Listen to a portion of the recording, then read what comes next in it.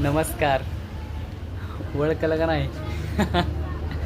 तर गेली 10-15 दिवस झालं बा मित्रांनो, असंच चालू आहे रोज.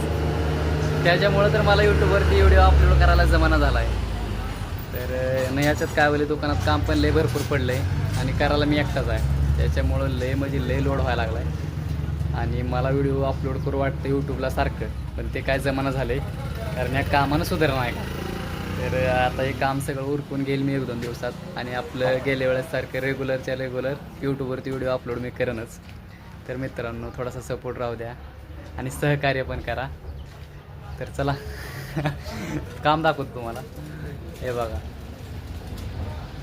हे असा राडा पडला आहे सगळ्या दुकानात आणि एकट्याला करायचं आहे ते.